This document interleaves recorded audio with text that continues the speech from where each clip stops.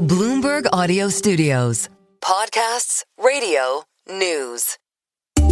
From USAID cuts to expensive tariffs, 2025 has been a year of geopolitical change for Africa. Tariffs give our country protection against those that would do us economic harm, and many people were looking to do us economic harm. But even more importantly, they will give us growth. These tariffs are going to give us growth like you haven't seen before, and it'll be something very special. And as South Africa hands over its presidency of the G20, what will the world pay attention to in 2026? The greatest opportunity for prosperity in the 21st century lies in Africa. Harnessing that opportunity will require a rather strong partnership between Africa and the G20, and indeed between Africa and the rest of the world. On this episode of the Next Africa podcast, we'll look at the big moments of the year on the continent and what potentially is on the horizon in 2026. I'm Jennifer Zabasajja, and this is the Next Africa podcast, bringing you one story each week from the continent, driving the future of global growth with the context only Bloomberg can provide. Joining me for this week's special episode to close out the year is our Bloomberg Opinion columnist, that is Justice Malala. Justice, it's been a while. It's so nice to have you back on the podcast. It's been quite a year, and there's a lot to unpack, but maybe we just start with what feels like it's been for quite some time, almost a year of the Trump administration. We've been trying to dissect really what the overall impact of some of the policies and the rhetoric that we've seen from the Trump administration has been on Africa. What would you say has stood out to you? The first thing I would say is that the continent hasn't had as much attention from an administration in a negative sense, sadly. In decades, what you've seen is, I think, the total revolution of this relationship. I think it's totally upended. I think it's changed the world that we operate in. I think whether you're in business, whether you're in politics, whether you're in civil society, the arrival of Donald Trump on January 20 has been a massive, massive game changer on this continent. A game changer in the way Africa will have to respond, the way it's been forced to respond. I think the way we do business on the continent. In essence, I think business as usual is not the name of the game any longer. And so we're going to find ourselves having to redefine the way we do things. Everything from aid to trade. If you're a South African farmer, and you've been enjoying the largesse of AGOA and duty-free access to the US market, you're asking yourself today, well, maybe there's been a movement on beef and no tariffs there, but what about my citrus fruit and so forth and so forth. So I think it's a total revolution. We have seen this year also the effects of what engagement in some ways can go wrong or right? If we take a look at President Ramaphosa and his visit to the White House and the back and forth really that we've seen between South Africa and the US, a big question I have for you is, well, how you think that relationship maybe will play out? Because it seems like President Ramaphosa hosted a successful G20 despite the US not being there. And it seems like his pushing back is getting, in some ways, a vote of approval domestically. Do you think that relationship potentially repairs itself in 2026? Or, what does that portend if you look into your crystal ball? Jen, I think there are two countries on the continent that will be a focus of the Trump administration, South Africa and Nigeria. We've already had President Trump saying that in the case of Nigeria, he's thinking of sending in the army guns a-blazing to deal with the violence in the north, the jihadist violence that has broken out there. And he claims that it's violence against Christians, which many observers, many researchers in Nigeria have said, actually, it's across the board. People are dying, people are being killed. In the case of South Africa, I think it's even worse. I think South Africa is going to take a real beating, if you will, from the United States. The key thing now is to consider what the impact of that will be. On the South African side, I think the Trump administration may be angered by the fact that South Africa is talking about this, what it calls the butterfly strategy. And by that, I mean that they diversifying the trade opportunities that it has. And so looking towards China, looking towards Russia, looking towards Asia, the EU has been very supportive of South Africa. And that may be seen as belligerence, maybe, whatever it may be seen as. I think those parts and that gulf will widen. And Justice, stick with us. We're going to take a quick break. But when we come back, we'll look at some of the other big moments of the year and also look ahead to 2026. We'll be right back. Welcome back. Today on the podcast, we're taking a look back at 2025. Bloomberg Opinion columnist Justice Malala is joining us. So, Justice, we have been talking about the Americas and potentially some of the relationships that we had seen there. Let's shift to what we are seeing in East Africa. And in particular, I want to point out a column that you wrote, which really in many ways was crystallized by a lot of the elections we saw this year, which is, your column is Light of Democracy is Dimming Across East Africa. And I just want to ask you, what changed in 2025, you think? And it's not just East Africa. We saw quite a few elections this year where Gen Z were speaking out and were hoping for change, and that didn't really come to light. What stood out to you? Yeah, I love that question because it's also got two parts to it. The second part is what I really like, and it's that young people all over this continent, if you think about Kenya, you think about what happened in Madagascar, where there was actually a change in government, and we'll talk about that perhaps a little bit more. But for me, it's young people actually engaging in politics, using the tools of today. These young people are not... I think I'm tech savvy, but I use WhatsApp, okay? They're using gaming messaging apps. They're using all kinds of really fantastic ways of organizing over and beyond my WhatsApp group. I love that. They're doing it, still doing it in Togo.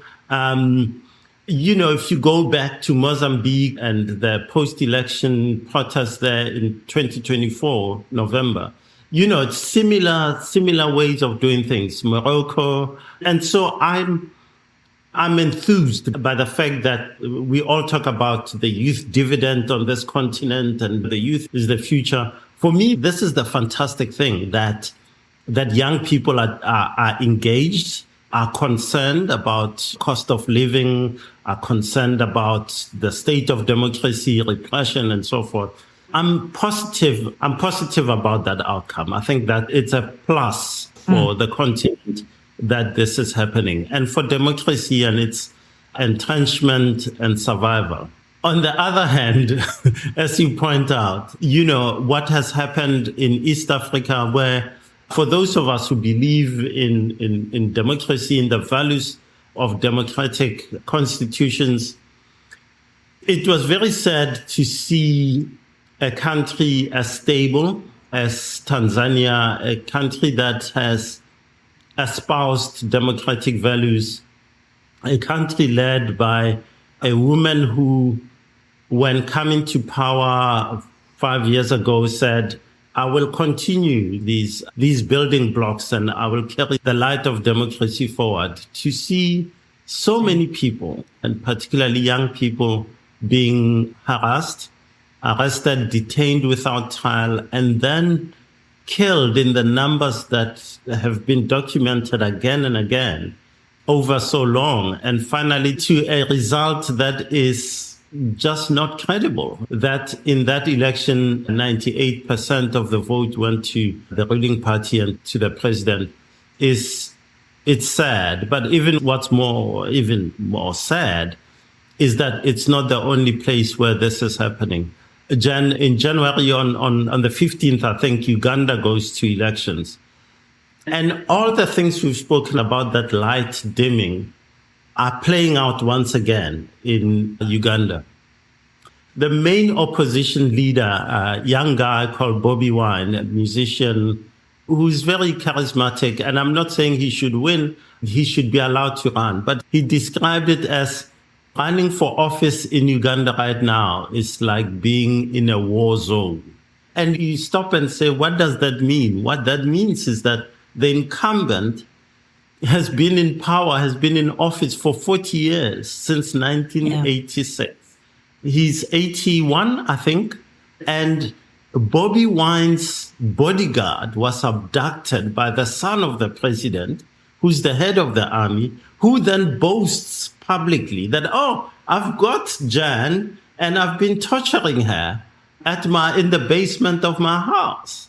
And the saddest of all these things is that the African Union, which should be standing up for these values, is nowhere to be seen. You can count the ways. Burkina Faso, Ivory Coast, Cameroon, all these leaders who should have been shown the door 20 years ago are still around and perpetuating all these things. So I think there are two issues, and I don't want to blame the United States for all of Africa's problems, but part of it is that the pivot of the USA from demanding democratic performance, whether it's in the granting of aid or to cooperation or to investment, is one factor. I think if you can get away with being an undemocratic leader and still know that there will be no sanction from the most powerful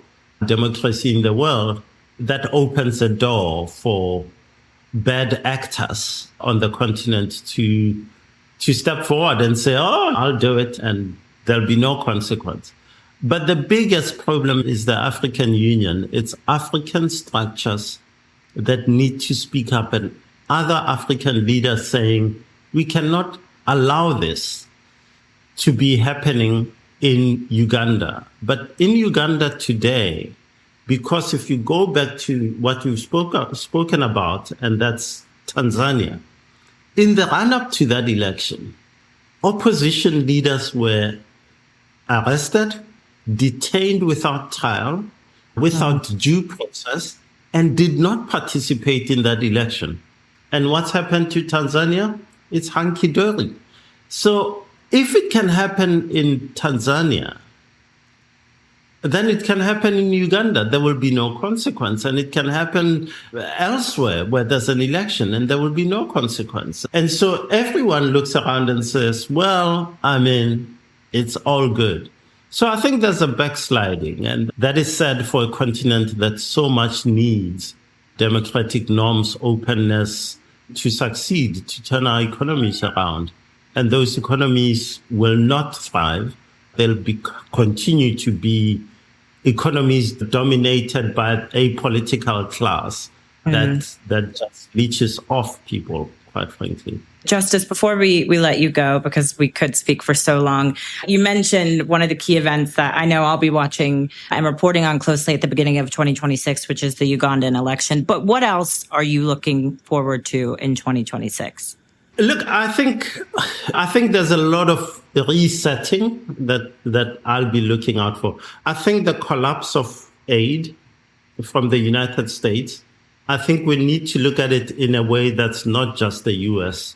pulling back on U.S. aid and all its commitments, but it's also the fact that the U.K., Denmark, Germany, some of the biggest donors to Africa have also cut back, some as up to 40%. So there'll be an impact. And I think what that impact is and what it looks like will be interesting. I'm excited about business. And I think with all the doom and gloom and what we've spoken about, if you look at growth, say, in South America, I think the World Bank, IMF put it at about 2.5%, 2.6%. On this continent, it veers between 4.1, 4.4, 4.5%. I think that is good, and I think the continent can do even better.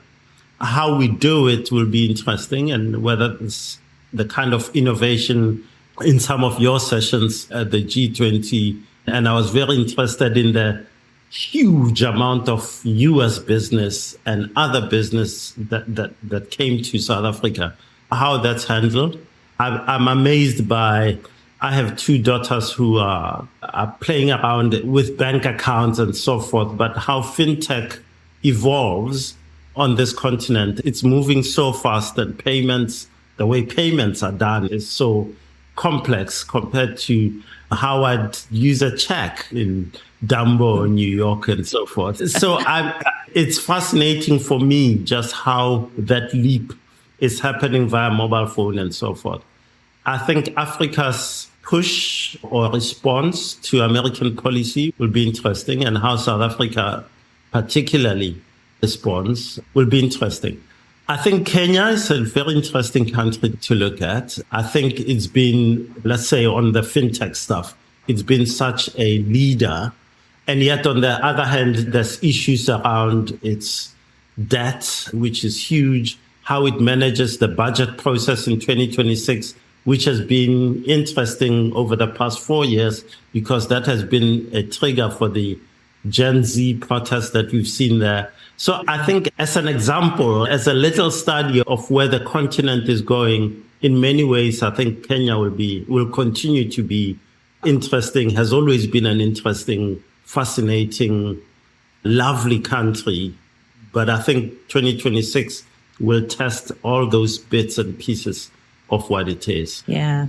I think that on the economic front, I think leaders could use the opportunities that come with some of the negatives that might have emerged from the United States. And I think it will be fascinating to chronicle, to follow those, to see where they lead us.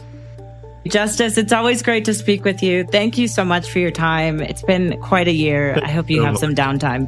And don't forget, you can always follow along with all of our reporting across Bloomberg platforms, including in our next Africa newsletter. We will, of course, put a link to that in the show notes. And that is where we leave it for 2025. We will be back, though, in 2026, so please stay tuned. But we appreciate your listening all throughout the year and hope you also have a happy holidays. This program was produced by Adrian Bradley. Don't forget to follow and review this show wherever you usually get your podcasts. But for now, I'm Jennifer Zabasajja. Thanks as always for listening.